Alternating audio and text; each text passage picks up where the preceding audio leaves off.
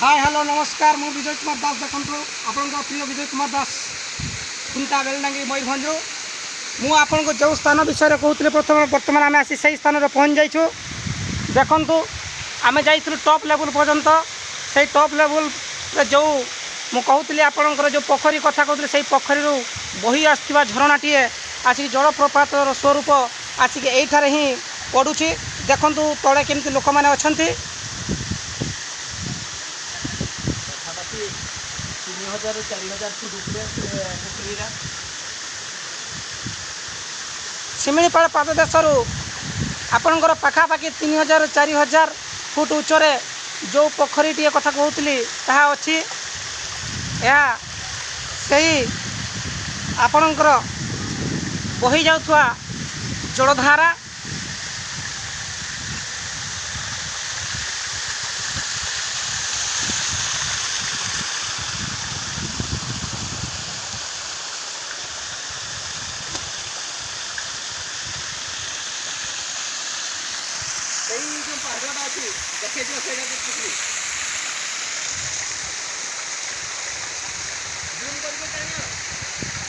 देखंतु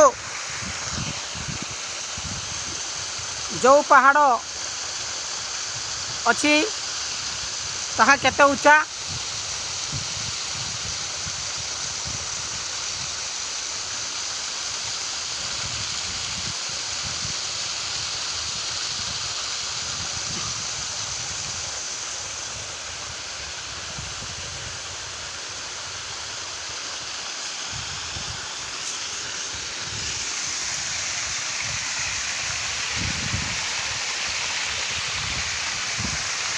अति सुंदर जलधारा बही जाऊँगी जहाँ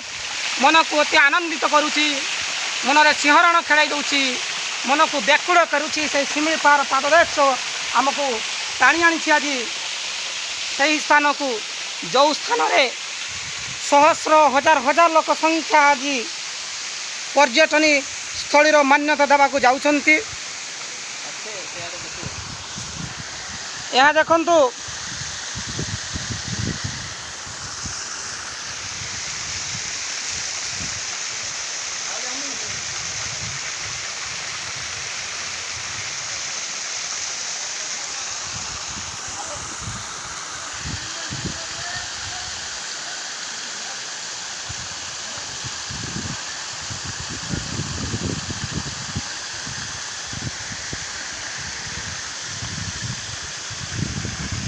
आमे वर्तमान से स्थान को जाऊँ जो ठारे आपणकर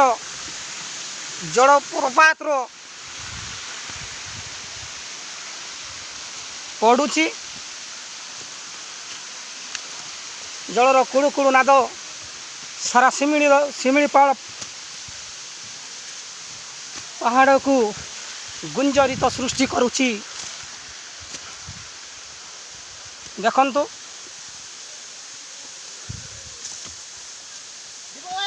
सही पत्थर एटा को रास्ता नहीं से पत्थर पत्थर जावाक पड़ुछि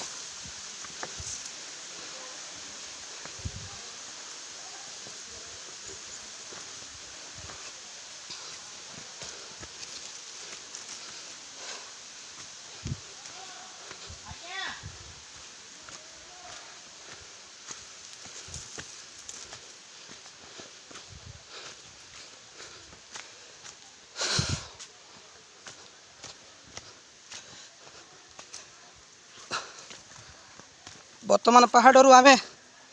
निम्न को जाऊँ आपण मैंने आसतु ए शिमिलीपाल अरण्य को शिमिलीपाल पहाड़ को जातीय पर्यटन स्थली मान्यता देवारे टिके हेले द्विधा प्रकाश करंतु नहीं देखिए यही स्थान को सारा देशरू सारा विदेश रु से पर्यटन मानकर भीड़ जमीब से पर्यटन माने सारा देश दूर दूरांतरू छुट्टी आसबे यही स्थान को आपण मानक पई एते कष्ट करी जेते मु भिडियो टी तयारी करिछि आशा करी आपण मैंने अधिक रु अधिक यहाँ शेयर करेंगे, लाइक करेंगे और कमेंट मध्य करेंगे।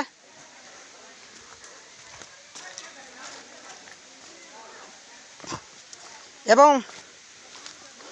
खास करी विशेष करी ए मयूरभंजवासी विशेष करी ए ओडिशावासी एक गर्वर